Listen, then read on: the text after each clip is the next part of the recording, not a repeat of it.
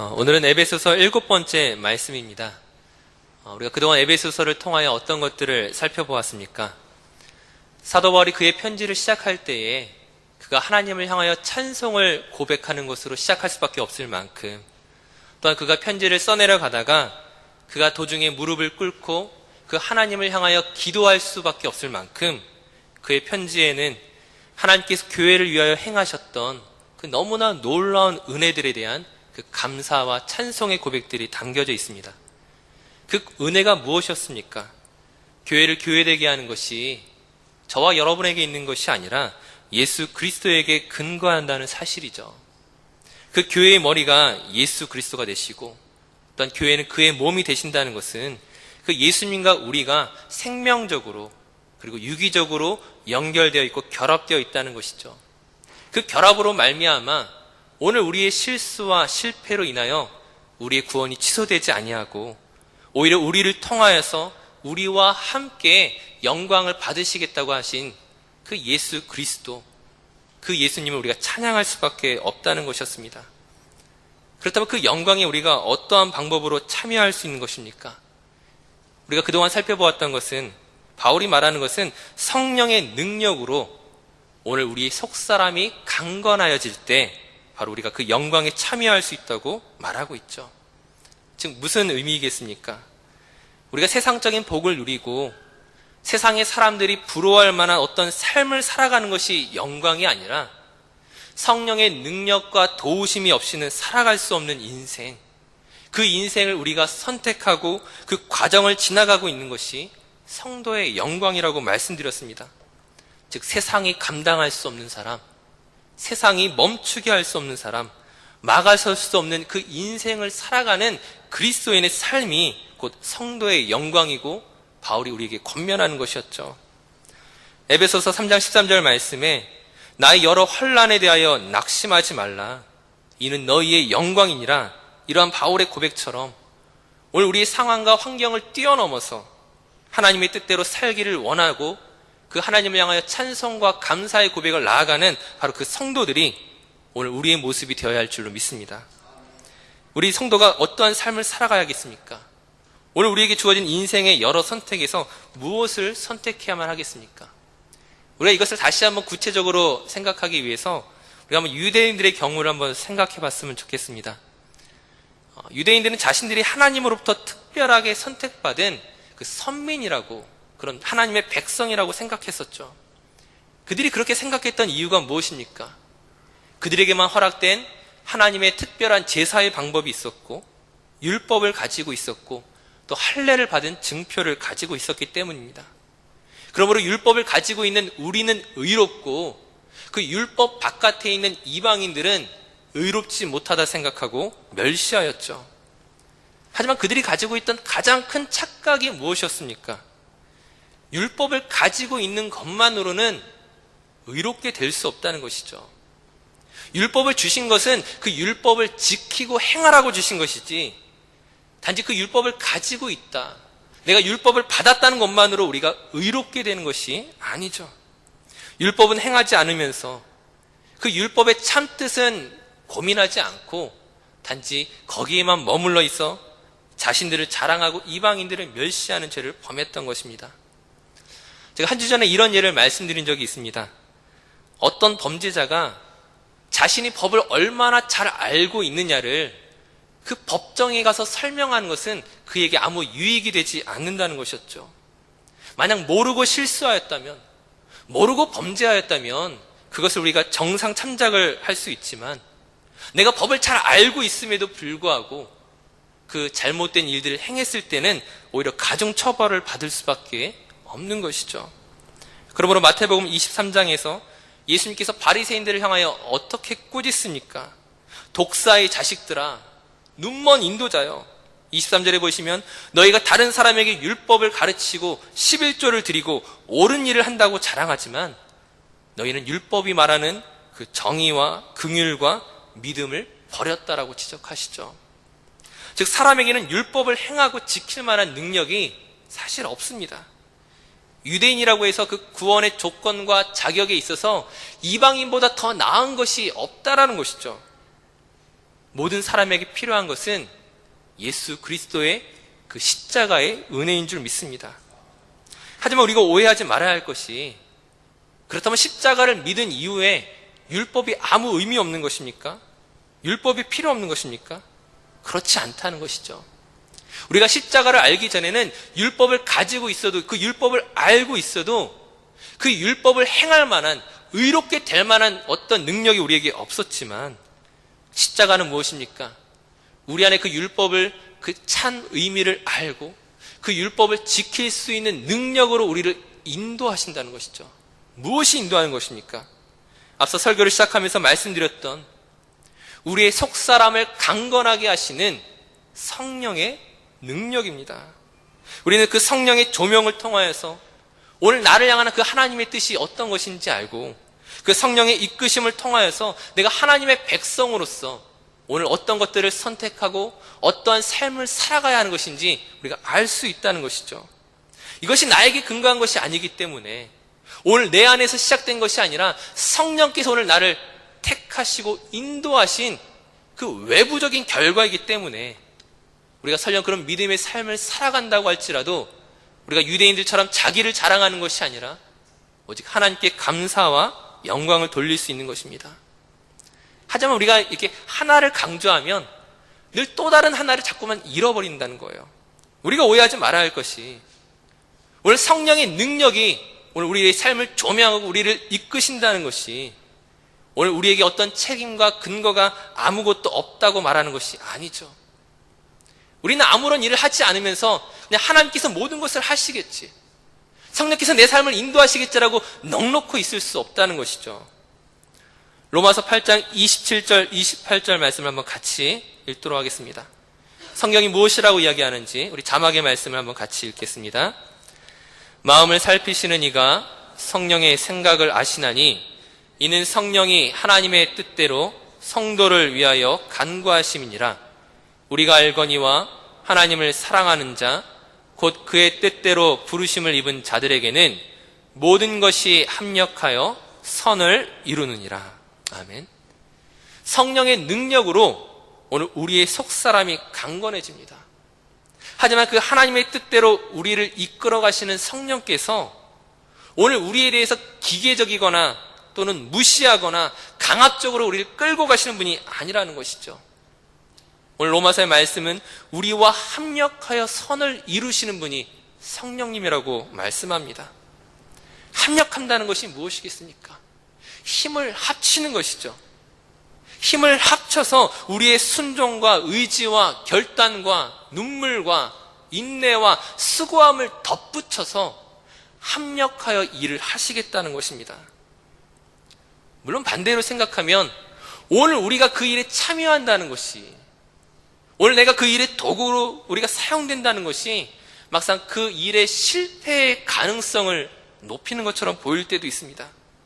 그러나 그것이 실패로 끝나지 않는 것은, 우리의 연약함에도 불구하고 우리와 합력하여 일하시는 것이 가능한 것은 오늘 그 우리가 하나님의 부르심을 입은 자들이기 때문이죠. 곧 에베소서 1장 4절 5절 말씀에 창세전에 그리스도 안에서 우리를 택하사 우리로 사랑 안에서 그 앞에 거룩하고 흠이 없게 하시려고 그 기쁘신 뜻대로 우리를 예정하사 예수 그리스도로 말미암아 하나님의 자녀로 부름을 받은 그 하나님의 선택과 그 예정 속에서 오늘 우리가 이 일들을 가능하게 한다는 것입니다. 즉 일반적인 의미에서는 하나님의 일하심과 오늘 나의 행위는 모순되는 것이죠. 반대되는 것입니다. 나의 노력과 수고함으로는 의로운 것을 만들어내지 못하는 것이 당연하죠. 오늘 우리의 결단과 인내를 통하여서는 그것이 언제 사그라질지 모르는 너무나 덧없는 것일 수도 있습니다. 하지만 하나님의 일하심과 나의 책임이 모순되지 아니하고 다른 결과를 만들어내지 아니하고 합력하여 선을 이루게 하시는, 바로 그것이 우리를 향한 실로 기이한 그리스도의 사랑과 그 은혜라는 것이죠. 그 부르심을 입은 자들에게 주어진 그 사랑의 너비와 깊이와 길이와 이 모든 측량할 수 없는 하나님의 충만케 하시는 그 능력으로 오늘 우리가 그 안에 있기 때문에 이것이 모순되지 않는 것이죠. 이제 오늘 본문에서도 동일하게 이를 설명하고 있습니다. 오늘 본문 말씀 에베소서 4장 1절 말씀을 우리 한번 같이 읽도록 하겠습니다. 에베소서 4장 1절 말씀입니다. 그러므로 주 안에서 갇힌 내가 너희를 권하노니 너희가 부르심을 받은 일에 합당하게 행하여. 앞서 로마서 8장에서 그 성령님께서 부르심을 입은 자들과 합력하여 선을 이룬다고 하신 것처럼 지금 에베소서의 말씀 역시 그 부르심을 받은 너희가 그 부르심을 따라 합당하게 행하라고 말씀하고 있습니다. 즉 오늘 우리를 그리스도인으로 성도로 부르신 그 하나님 안에서 성령께서 조명해 주시고 깨닫게 해주시고 그 이끄시는 것 안에서 오늘 우리가 어떠한 삶을 살아가는 것이 하나님을 기쁘시게 하는 삶인지 그 모든 것들을 성령을 통하여 알게 된 이들이 합당하게 곧 마땅히 해야만 하는 일들이 있다는 것이죠. 본문 2절 말씀 그것을 무엇이라고 말합니까? 모든 겸손과 온유와 오래 참음과 사랑으로 용납하는 것이라고 말합니다. 이것을 한 단어로 정의하면 무엇이겠습니까? 사랑이죠. 고린도전서 13장에서 바울이 어떻게 이야기했습니까? 더 풀어서 이야기했죠. 사랑은 오래 참고 온유하며 시기와 자랑하지 않으며 즉 겸손할 뿐만 아니라 모든 것을 참으며 믿으며 견디는 것, 즉 우리를 사랑으로 용납하는 그 사랑의 놀라움에 대해서 우리에게 말했었습니다. 즉 부르심을 입은 이들이 마땅히 해야 할 것, 바로 사랑이죠. 그렇다면 이 사랑을 우리 안에서 얼마만큼 어느 정도로 우리가 나타낼 수 있겠습니까? 우리가 이 사랑을 얼마만큼 사랑하고 용납하는 것으로 드러낼 수 있겠습니까? 오늘 에베소서 본문 3절 말씀에 보시게 되면 성령이 하나 되게 하신 것을 힘써 지키라고 말하죠. 힘써 지키라, 힘써 사랑하라. 구체적으로 얼마만큼 힘을 내야 되는 것입니까? 우리가 다른 성경의 표현을 빌린다면 신명기 6장 쉐마의 말씀에서는 너희가 마음과 목숨과 뜻과 힘을 다하여 사랑하라고 말씀하시죠. 신약 성경에서는 제자 베드로가 예수님께 그 범죄한 형제를 우리가 몇 번이나 용서해야 됩니까? 7번 하면 되겠습니까? 예수님이 무엇이라고 말씀하십니까? 7번씩 70번이라도 용서하라. 오늘 우리에게 요구하시는 그 사랑이 어떤 것들을 목표로 하고 있습니까? 오늘의 본문 말씀 역시 다르지 않습니다. 우리 13절에서 15절까지 말씀을 한번 같이 읽겠습니다. 에베소서 4장 13절에서 15절까지 말씀 함께 읽겠습니다. 우리가 다 하나님의 아들을 믿는 것과 아는 일에 하나가 되어 온전한 사람을 이루어 그리스도의 장성한 분량이 충만한 데까지 이르리니 이는 우리가 이제부터 어린아이가 되지 아니하여 사람의 속임수와 간사한 유혹에 빠져 온갖 교훈의 풍조에 밀려 요동하지 않게 하려 함이라. 오직 사랑 안에서 참된 것을 하여 범사에 그에게까지 자랄지라. 그는 머리니 곧 그리스도라. 아멘. 그 유대인들이 앞서 설명했던 것처럼 그 율법을 가지고 있는 것, 그 율법을 알고 있는 것이 그것을 의롭게 하는 것이 아니라 그 율법의 의미를 바로 알고 그것을 행해야만 하는 것처럼 오늘 우리가 하나님의 아들 예수 그리스도를 믿고 알고 있다는 것은 그리스도께서 우리를 사랑하신 그 사랑의 분량까지 우리가 함께 참여하는 것, 그 사랑 안에서 참된 것을 함으로써 오늘 우리의 믿음과 사랑을 증명해야 한다고 말씀하고 있습니다. 그리고 이러한 증명에 있어서 언제나 그 기준과 목표는 그리스도죠. 그리스도의 장성한 분량에 이르기까지 그 기준을 향하여 그 목표를 향하여 우리 사랑을 나타내야만 하는 책임이 우리에게 있습니다. 그래서 어떻습니까? 그 기준과 목표가 너무나 분명하기 때문에 오히려 그것으로 인해 우리가 불안할 때가 있습니다. 말씀을 따라 힘써 지키는 것이 당연한데 오늘 우리에게 맡겨진 그 직분과 그 은사를 따라서 교회를 세워가기 위해 애쓰는 것이 당연한데 우리의 노력이, 우리의 수고와 우리의 애씀이 과연 그것을 증명할 만하겠습니까? 그 하나님 나라에 우리가 쓸모 있겠습니까? 과연 유용하겠습니까? 하면 할수록, 애를 쓰면 쓸수록 그 기준과 목표에 얼마나 멀리 떨어져 있는지를 얼마나 상관없이 살아가고 있는지를 우리 스스로가 발견하게 되죠. 하지만 우리가 만약 그렇게 생각한다면 무엇을 놓치고 있는 것이겠어요? 예수 그리스도가 오늘 우리가 닮아가야 하는 그 기준이며 목표인과 동시에 또한 무엇이겠습니까? 오늘 우리 삶의 내용이며 예수 그리스도가 또한 우리 삶의 방법이라는 것이죠. 우리가 예수 그리스도를 닮아가기 위해 그분의 말씀을 따라 살기 위해 애를 써야 되지만 분명히 노력하고 참고 인내하고 의지적으로 순종해야 하겠지만 그러나 우리가 하나님 앞에서 얼마나 쓸모 있었는가 유용한가 따질 필요가 없다는 것이죠. 왜냐하면 우리에 대한 평가는 내가 한 일에 근거한 것이 아니라 예수 그리스도와 함께 평가되기 때문입니다. 오늘 말씀을 시작하면서 우리가 그동안 에베소서를 통하여 함께 살펴봤던 것처럼 우리가 그의 생명과 그의 모든 것과 함께 연결되어 있다는 것이 그가 우리의 머리가 되시고 오늘 우리가 그의 몸이 된다는 것은 예수 그리스도를 제외하고서 우리가 평가되지 않는다는 것이죠. 우리가 얼마만큼 순종했느냐, 얼마만큼 믿음을 증명했느냐, 이것이 아니라는 것이죠. 우리가 이 모든 것들을 할 수 있다면 예수님께서 주신 만큼 순종하는 것이고 예수님께서 우리에게 베푸신 만큼 행할 수밖에 없다는 거예요. 우리 단독으로 평가될 수 없다는 것이죠. 오늘 본문 7절 말씀을 보시게 되면 우리 각 사람에게 그리스도의 선물의 분량대로 은혜를 주셨나니, 내 능력의 분량대로 주신 것이 아니라 그리스도의 선물의 분량, 즉 내게 근거한 것이 아니라 내가 값을 치른 것이 아니라 그 은혜로서 내게 주어진 것에 따라서 오늘 내게 맡겨진 일들을 할 수 있다는 것이죠. 본문 16절 말씀은 무엇이라고 이야기합니까? 그에게서 온몸이 각 마디를 통하여 도움을 받음으로 연결되고 결합되어 각 지체의 분량대로 역사하여 그 몸을 자라게 하며 사랑 안에서 스스로 세우느니라.